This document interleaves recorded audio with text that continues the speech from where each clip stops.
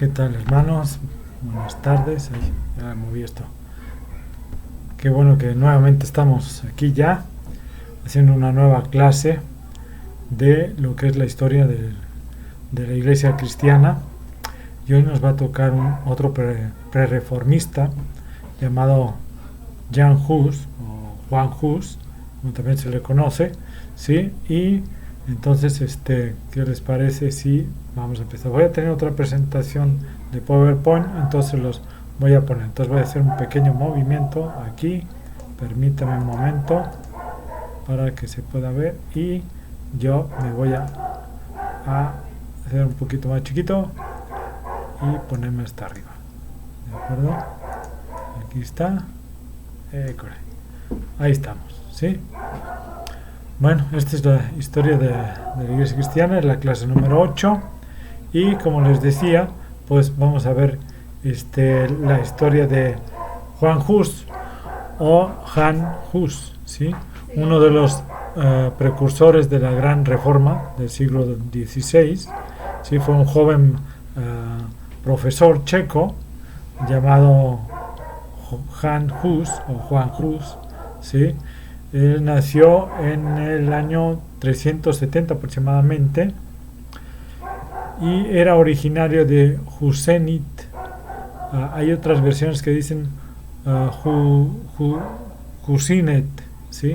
Más o menos es lo mismo. No se sabe exactamente bien la pronunciación porque ya esos nombres ya no existen. Y de él toma el nombre principalmente de Juan Husenitz, ¿sí? Él nació en una aldea al sur de Bohemia, del cual tomó precisamente el nombre, ¿no? Por eso se llamaba así. Y posteriormente, pues nada más se conoció como Juan Hus o Han Hus, ¿sí? Fue hijo de un campesino bastante pobre, murió a temprana edad, fue criado con mucho esfuerzo por su madre, ¿sí?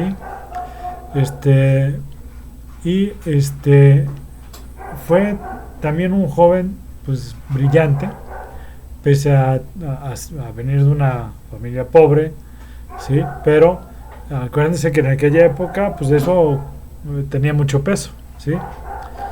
Y a pesar de toda esa adversidad, pues logró llegar a la Universidad de Praga, ¿no? Praga está en la capital del país, ¿sí? En Praga, ¿sí? Al poco tiempo fue elegido decano de la Facultad de Filosofía y luego fue rector de la universidad, ¿sí? Y tan solo tenía 31 años de edad, ¿eh? Así es. A ver, déjeme cambiarle a este. Ahí, sí, es que se me brinca un poco, pero bueno, ahí estamos. Ahí voy. Poco a poco vamos a ir mejorando un poquito, eso espero, ¿sí? Pero bueno, también por ese tiempo fue nombrado predicador de la capilla Belén. Esta capilla era ¿se acuerdan que habían capillas que eran de propietarios, o sea, de personas particulares que hacían sus capillas y ahí hacían sus predicaciones y todo, invitaban a personas a predicar ahí, ¿no? Entonces esta es una de esas capillas que eran de personas privadas, ¿sí? Acuérdense que se les llamaba capillas privadas. Bueno, la luz llega en un libro, ¿sí? Poco después ocurrió un hecho que realmente impactó su vida, que fue que le llegó a sus manos un libro de Juan o John Wycliffe, si se acuerdan de él, lo acabamos de ver la semana pasada, ¿sí? En un principio los libros le desconcertaron mucho, ¿no? Por el cambio total, ¿no? De doctrina, de forma de predicar la palabra, ¿no? No lo que decían los eclesiásticos, ¿no? El papado, sino viendo bien lo que era la Biblia, ¿sí? Entonces realmente pues es un choque con él, ¿sí? En su forma de pensar, con su ideología, pero luego lo aprecia hasta convertirse en su admirador, ¿no? Acuérdense que John Wycliffe pues, reivindicaba con vehemencia la autoridad de las Sagradas Escrituras, ¿no?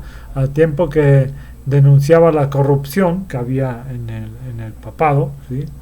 En todo en el ambiente religioso, no nada más del Papa, sino todos los que venían atrás de él, ¿no? Su predicación pues, era poderosa y sus libros llenos de luz había llenado pues con gozo al pueblo, ¿no? Pero habían suscitado también muchas controversias, ¿no? Y vemos que cuando llega ya a entrar en su corazón, en su mente de Hus, comienza a predicar las mismas ideologías, la misma doctrina, ¿sí? Todo lo que él estaba pensando en ese momento que había recibido de Wycliffe, entonces él lo empieza a poner en marcha y empieza a predicar lógicamente en el idioma local, ¿no? En el idioma natal de Bohemia, ¿sí? Entonces, lógicamente, pues, ¿qué pasa? Pues que los religiosos empiezan a verse agredidos, viendo que ya no solo estaba en Inglaterra, sino que también ahora en Bohemia, o sea, está viendo que se está empezando a esparcir, ¿no? Aunque el pueblo, pues realmente le agradaba mucho escuchar las predicaciones de Hus, ¿no? ¿Por qué? Porque estaban basadas en la Biblia. Entonces las autoridades, ¿qué hacen? Pues lógicamente lo buscan, ¿sí? Y pensando, otro reformista, otra persona que quiere reformar a la iglesia, vamos a pasar al mismo problema que tenemos en Inglaterra. Entonces acuérdense que hacen un escrito, un decreto, y le dicen que se prohíben todos los escritos de Wycliffe, ¿sí? Si se acuerdan de esto, que lo vimos la semana pasada, ¿sí? Entonces, ¿qué pasa? Que cuando él empieza a predicar y ven la dirección que él está tomando, inevitablemente, pues, hacen que, se le prohíbe que él predique. Le dicen, ¿sabes qué? Tú ya no puedes predicar porque estás en contra de la iglesia, ¿sí? Lógicamente, eso no, pues así que no bastó para callarlo, ¿sí? Y debido también al apoyo popular, ¿no? O sea, de la congregación, de toda la gente que iba a escucharlo predicar, ¿sí? Y el hecho también de que la capilla de Belén, como les decía, pues era propiedad privada, ¿no? O sea, era una capilla privada, entonces no podían tampoco prohibirlo que él pudiera predicar en ese lugar, ¿no? Pronto habrían otros que habrían de imitarle y empezaban a recorrer los pueblos, ¿sí? Y las aldeas que estaban pues alrededor de Bohemia, ¿no? de la capital, y luego se fueron extendiendo, ¿sí? Incluso predicaban al aire libre, ¿sí? Sus personas que lo seguían se llaman husitas, ¿sí? De husitas, ¿de acuerdo? Entonces eran los que lo seguían, así les llamaban a estas personas, ¿sí? Después, al final veremos un poquito ya cuáles son en dos corrientes, se vierten en dos corrientes, ¿sí? Los husitas, y ahí se crean las famosas guerras husitas o de Bohemia, ¿sí? Pero bueno, eso lo veremos un poquito ya hasta el final, ¿sí? Poco después fue excomulgado, ¿sí? ¿Por qué? Porque no quiso callarse, y también por negarse ir a Roma, a presentarse a Roma, ¿no? Entonces él esto le trajo pues algunas consecuencias. Por ejemplo, el rey le quitó el apoyo que tenía y lo desterró de Praga, ¿no? Lo saca y lo manda pues a donde él estaba, ¿no? Bueno, más bien a donde él había nacido, ¿sí? Si se acuerdan, ¿no? Que él nació lo dijimos, ¿no? En Husenitz, ¿sí? Entonces lo mandan para allá y ahí lo tienen, ¿no? En su en su ciudad natal. Muchos lo siguen, muchos no, pero bueno, él desde su lugar donde él estaba, pues les mandaba cartas, ¿sí? Igual que Pablo, digamos, ¿sí? Seguía la ideología de Pablo, les escribía a los feligreses que estaban en Belén, ¿no? ¿Sí? Eran cartas hermosas, según esto, eran cartas muy bonitas que se las mandaba, ¿no? Y bueno, llegamos al concilio de Constanza. Si se acuerdan de este concilio, el mismo que después de 40 años proclama que John Wycliffe era hereje y se acuerdan que lo desentierran, lo queman y luego lo esparcen en el río, ¿no? ¿Se acuerdan? Bueno, en este mismo concilio, ¿sí? En 1414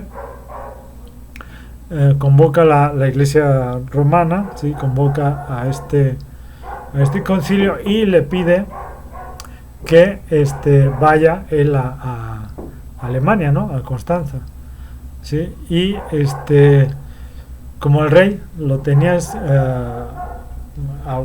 no le permitía salir de la ciudad natal, entonces tiene que darle un salvoconducto para que él pueda ir hasta Roma, ¿no? Entonces hay algo que él lo impacta, ¿no? Que cuando él va en su camino rumbo a Roma, ¿sí? La gente se asomaba a las calles, ¿no? Para verlo pasar y saludarlo y la gente se apiñaba ahí para ver cómo iba pasando él, ¿sí? Llegó a Constanza y en medio de grandes aclamaciones, ¿no? Casi puede decirse que tuvo una entrada triunfal, ¿no? ¿Quién le pasó lo mismo? ¿Se acuerdan? En Roma, ¿quién le pasó lo mismo? Sí, a Pablo. Exactamente, a Pablo le pasó lo mismo, ¿sí? Entonces, pues vemos que ahí Dios sabe cómo manejar las cosas, ¿no? Vemos cómo él maneja todo como él necesita, ¿no?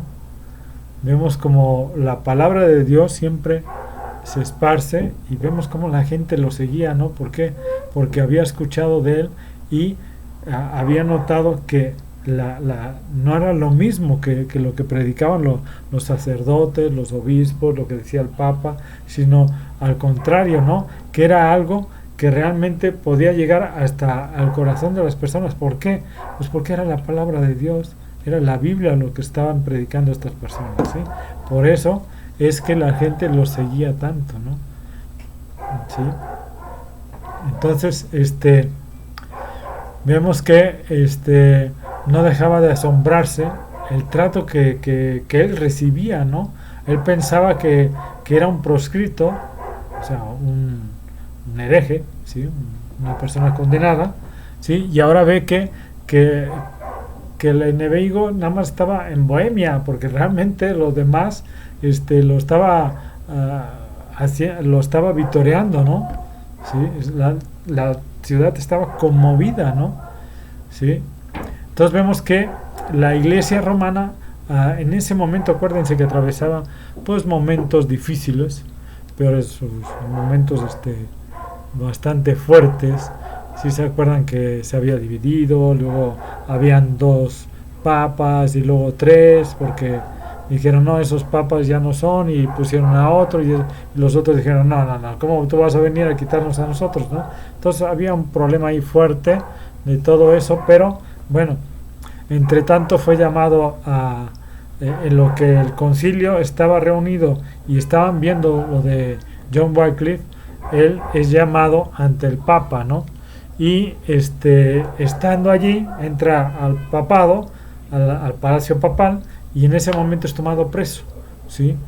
A negarle toda validez del salvoconducto que tenía del rey, ¿sí? Porque decían que los herejes pues no tenían derechos. Entonces lo toman y lo meten, fue encerrado en un calabozo, ¿sí? De un convento de ahí cerca, ¿sí? En el cual incluso pasaban ahí las cloacas pestilentes, ¿no? O sea, olía horrible, ¿sí? Es más, a los pocos días cayó enfermo de una fiebre muy muy fuerte, ¿no? ¿Sí? Acuérdense que en aquella época ya estaba la peste negra, ¿eh? En esa época ya estaba la peste negra, ¿sí? La fiebre esa que, pues ahora sí que murieron millones de personas, ¿no? En Europa.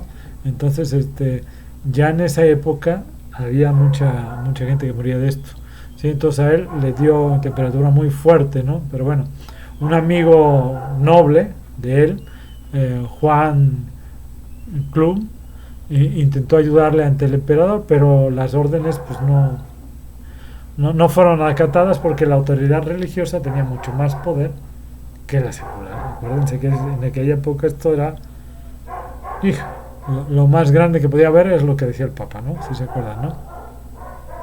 Pero bueno, al igual que el señor Hus, tuvo también un traidor.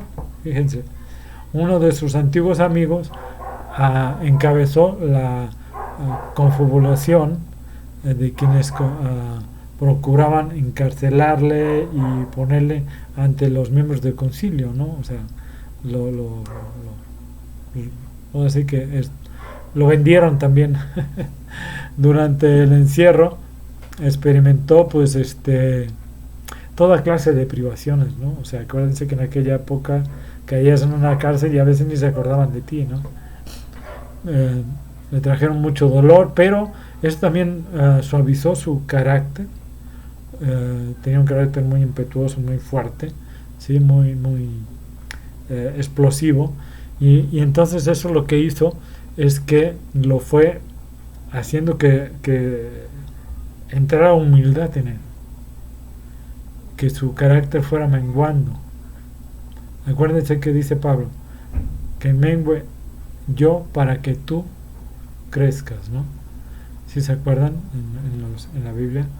Entonces él menguó para que Jesucristo creciera, ¿sí? En esos días pues escribía a uno de sus amigos, le dice, es ahora cuando aprendo a repetir los acentos de los salmos, a orar, a contemplar los sufrimientos de Cristo. En medio de las tribulaciones comprendemos mejor la palabra de Dios. Totalmente. Entre tanto, pues los delegados del concilio intentaban afanosamente quebrantarlo, minar su voluntad, obteniendo o sea, para obtener que él se retractara de lo que había hecho, ¿no? Incluso él había escrito ya varios libros, 21 libros, por cierto, ya había escrito 21, ¿sí? Y le decían, bueno, pues retráctate de todo esto y te dejamos vivir. Y no, en ningún momento, ¿no? Él decía que no, y ellos mentían que hiciera uso de la palabra para ir en contra de Dios, ¿sí? Pero bueno, entonces vemos que una luz en la cárcel, ¿no? Así le puso el título. Dice, durante la larga permanencia en la cárcel fue trasladado para mayor seguridad al castillo de Gottleben, ¿sí? La indignación que en otro tiempo solía subir en su corazón cuando era víctima de alguna injusticia, se había tornado en dulzura, humildad, ¿sí? Es lo que decían ellos, ¿no? O sea, ahorita es otra cosa este hombre, ¿no? ¿Sí? Esta humildad y resignación le ganaron la simpatía hasta de los mismos carceleros, ¿no? Que incluso acudían para pedirle instrucciones y consejos, ¿no? Y les escribía ahí, les hacían unas cartas, unos libritos, y les ponía el nombre de la persona que le había pedido esos consejos, ¿sí? Se los ponía ahí en sus hojas, en sus libritos que les hacía a cada uno de ellos, ¿no? Entonces, incluso dice que las cartas escritas por Hus en los últimos días de la prisión son una de las páginas más heroicas y espirituales de la liturgia cristiana, ¿no? Así se le consideran. En ella invita a sus amigos a permanecer en sus convicciones y sobre todo que no vengasen su muerte, ¿no? Pues ya que era pues inminente, ¿no? Porque acuérdense que en aquella época o accedías o cuello, ¿no? Pero bueno, escribía en una de sus cartas, ¿no? Hallo consuelo en estas palabras del Salvador. Bienaventurados sois cuando os vituperen y os persigan y digan toda clase de mal contra vosotros, mintiendo. Gozaos y alegraos, porque vuestro galardón es grande en los cielos, porque así persiguieron a los profetas que fueron antes que vosotros. ¿Y se acuerdan de esto? Ay, sí, ¿verdad? Hermoso, ¿va? Hermoso. La palabra de Dios siempre es hermosa. Testimonio ante los hombres, ¿no? A los 9 meses de estar en prisión, o sea, no fueron poquito tiempo, fue casi un año, ¿sí? 9 meses estuve en prisión. La vida divina en que en su vida que bullía en su interior estaba ya pues madura, ¿sí? Para la gloria manifestada del Señor Jesucristo, ¿no? Para Dios. Así pues le llevaron ante el concilio, en ese momento lo llevan, ¿sí? Trajeron a algunos de sus libros y dijeron si lo reconocía, o sea, si eran de él, que si de autoría de él, si él los había escrito, y después de que los examinó, pues dijo, sí, sí son míos, y si alguno de vosotros me hace ver en ellos alguna proposición errónea, la rectificaré con la mejor voluntad. Empezó la lectura de las acusaciones y todo lo que decían en su nombre, en contra de él, perdón, y pues quiso responder, ¿no? Rebatir un poquito a lo que le estaban acusando, pero apenas empezó a decir algo y toda la gente gritando y vociferando y diciendo, ¿sí? O sea, unos lo acusaban, otros se burlaban de él, ¿no? Pero bueno, no le permitieron hablar en ningún momento, ¿no? Entonces, pues él se calló. Digo, bueno, ¿sí? Entonces, como se callaba, decían, ved cómo calla. Claro, es que ha enseñado estas herejías. A lo que él respondió, esperaba aquí otro recibimiento. Creí que sería escuchado. No puedo dominar tanto ruido, pero si me escucharan, pues hablarían.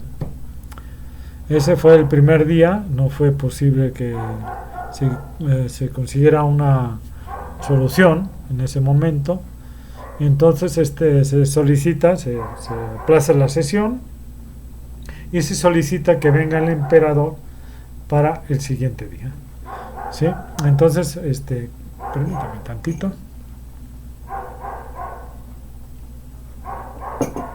Ay, perdón. Al siguiente día pues llega el emperador y entonces él le dice, excelentísimo príncipe, no he venido aquí con la intención de sostener nada tercamente. Si me enseñan cualquier cosa demostrándome ser mejor o más sana que lo que yo he enseñado, estoy pronto a retractarme. No, pues sí. Más sana y mayor que la Biblia, no lo creo, ¿eh? Pero bueno, pero como nadie estuvo dispuesto a emprender semejante demostración, ni siquiera habían leído la Biblia, en serio, acuérdense que hasta 1960 y tantos, ¿sí? Habíamos dicho eso, ¿no? 1957 o 62 o algo así, se abre la Biblia para que la gente pueda leerla libremente, ¿sí? Acuérdense, antes no se podía, y mucho menos en esta época, ¿no? Pero bueno, entonces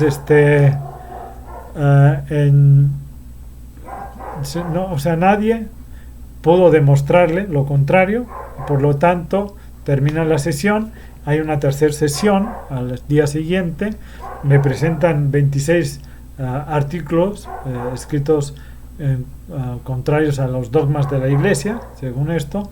Entonces Cruz dice, no, míos son 21, nada más son estos 21, esos otros no son míos, ¿sí?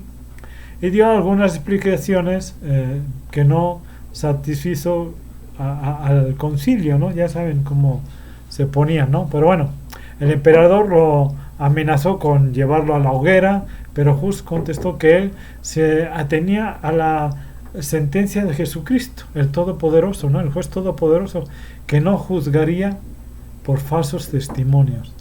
Ni súplicas, ni ruegos, ni amenazas pudieron conmover al valiente profesor, ¿no? Al valiente testigo de Cristo, ¿no?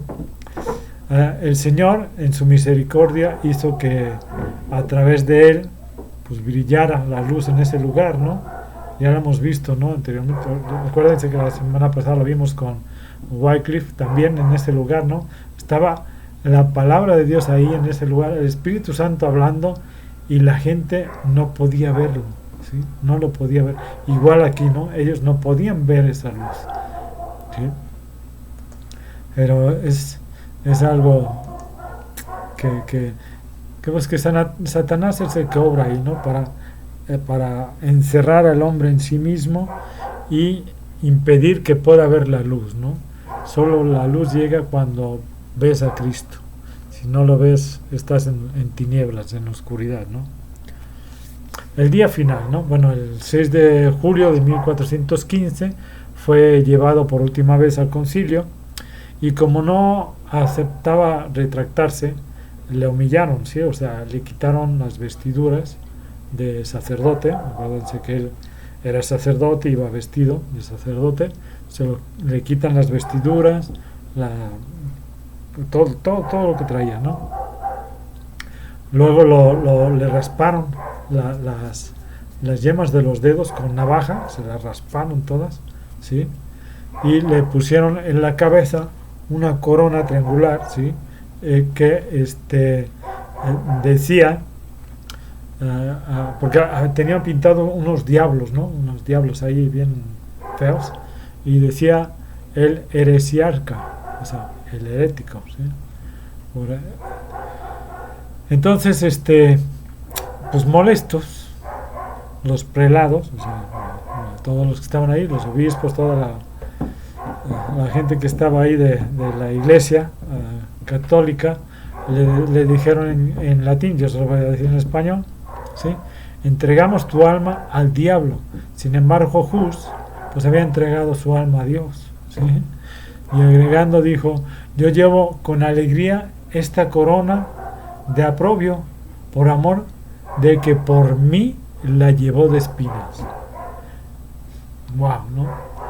Marchó al suplicio seguido de los príncipes. Llevaba una escolta de 800 soldados, ¿sí? De hombres armados, imagínense, rodeado de una muchedumbre, ¿no? Aparte de los soldados, ahí iba toda la bola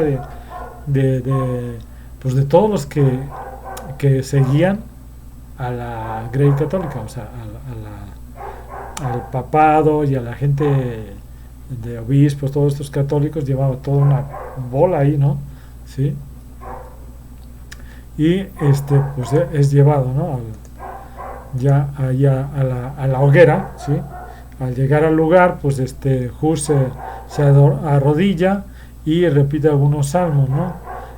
Quiso hablar al pueblo en alemán, pero pues no se lo dejaron, ¿no? No le dejaron hablar, decir nada, ¿sí?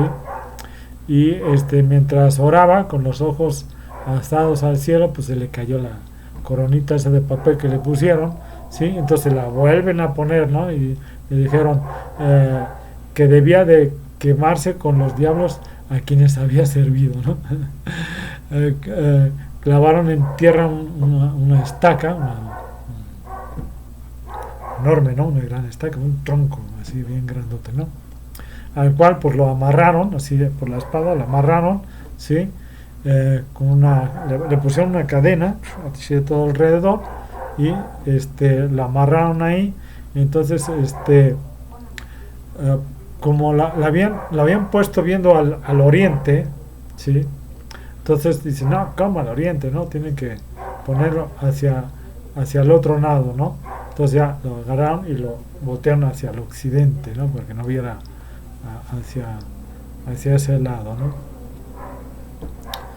¿no? Bueno, pues ahí al verse ya amarrado, sonríe, ¿no? Y le dice: mi Señor Jesús fue atado con una cadena más dura que esta por mi causa. ¿Por qué debería yo avergonzarme de esta tan oxidada?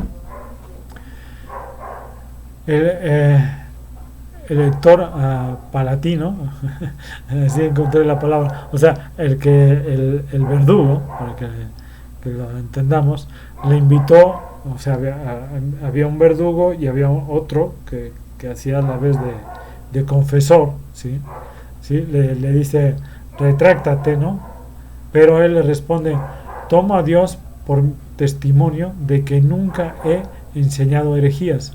Mis discursos y mis escritos han sido hechos con el único fin de arrancar las almas de la tiranía del pecado. Por esto sellaré alegremente hoy con mi sangre la verdad que he enseñado, escrito y publicado, y que está confirmada en la ley divina y con los santos padres. Wow. Luego le dijo al verdugo, vas a asar un ganso. Hus significa ganso, ¿sí? En la lengua bohemia, sí, lógico, ¿no? Pero dentro de un siglo te encontrarás con un cisne que no podrás ni asar ni hervir. Estas palabras fueron proféticas, porque se cumplió en Martín Lutero, quien apareció al cabo de 100 años y cuyo escudo era un cisne. Llevaba un cisne ahí en la figura del escudo, ¿sí? Al encenderse la hoguera, Hus exclamó, Jesús, Hijo de Dios viviente, tu misericordia esté conmigo. ¿Sí? Luego se puso a cantar un himno con voz tan fuerte, tan alegre, que se oía a través del chisporroteo de la leña y del fragor de la multitud, ¿no? De los gritos de la multitud. Incluso hay en un lugar donde dice que una señora lleva un hato de leña para echarlo y le dice, pobrecita. Y se le sonríe, ¿no? Pero bueno, ok, y ahí murió quemado en la hoguera. Pero después de su muerte en Bohemia se formó una liga de nobles para defender la libertad de predicación, ¿no? Para proteger a los miembros del movimiento del poder episcopal y contra las injusticias de excomulgación, ¿no? Acuérdense que no solo a él los excomulgan, sino a todos los husitas, a todos los que los seguían, ¿no? Y entonces se crean, de los husitas se dividen en dos, ¿sí? Los utraquistas, que era un grupo más moderado, que estaba formado por la baja nobleza, la burguesía, y fueron apoyados por la Universidad de Praga, y los taboristas, cuyo grupo era más radical, ¿sí? Y constituido en torno a la fortaleza de Tabor, por esos taboritas, ¿sí? Con tintes antinobiliarios y antigermánicos. De este movimiento surgieron las famosas guerras husitas o de Bohemia, ¿sí? Y a fin de cuentas son derrotados en 1471. También porque pues ahí se unen los utraquitas con la Iglesia Católica y van contra los taboritas, ¿sí? La mayor parte de los husitas de Bohemia se fueron influenciados en el siglo XVI por el luteranismo, ¿sí? Y los más fervientes taboritas entraron en la iglesia de los hermanos moravos. Estos son la iglesia preluterana, ¿sí? Desde la segunda época de la segunda década del siglo XX existe una iglesia husita direccionada al catolicismo checo, ¿sí? Está inspirada en la antigua tradición husita, pero es católica, ¿sí? No es ¿cómo se llama? No es luterana, sino que es husita, pero católica, ¿de acuerdo? Entonces los demás pues fueron ya absorbidos por los protestantes. Cuando llega Lutero es absorbidos por ellos, y ya se van a la reforma, ¿no? Y ya forman parte ya de toda la reforma cristiana, ¿no? Ya forman parte de los cristianos y se separan de la Iglesia Católica. ¿De acuerdo? Bueno, pues ahora sí que este es el final precisamente de la ay, perdón, de esta clase. Voy a hacer un poquito más grande. Ahí estoy, ¿sí? Muy bien. Entonces, pues espero que también les haya servido. La próxima semana nos vamos con Lutero, ¿sí? Vamos a ver a Lutero. A lo mejor ahí sí nos diremos un poquito más largo, porque ahora sí que merece toda la atención, ¿no? Vamos a ver a Lutero, vamos a ver posteriormente algunas otras cosas, pero ya reformadores, ¿no? Ya vamos a ver reformadores, vamos a ver el movimiento de reforma, y también ya nos quedan no muchas lecciones, la verdad, no sé, creo que son 6 los que nos quedan, y de ahí ya veremos lo que es la iglesia, pero ya en la actualidad, ¿no? Ahí nos vamos a ir una o dos clases donde ya vamos a ver la iglesia cristiana reformada actualmente, ¿no? Cómo es la iglesia que llega hasta nosotros. ¿De acuerdo? Que Dios les bendiga, los aprecio mucho y muchas gracias por estar nuevamente conmigo y por todos los mensajes que me mandan, ¿eh? Muchas gracias, muchas gracias a todas las hermanas, los quiero mucho, ya lo saben, a los hermanos que me mandan ahí su like y que me mandan los mensajes por WhatsApp y todo, que gracias por todo, muchas gracias, los quiero mucho a todos y pues me animan a seguir adelante y poder hacer estas clases, ¿no? Que Dios los bendiga y que los cuide mucho. Hasta luego.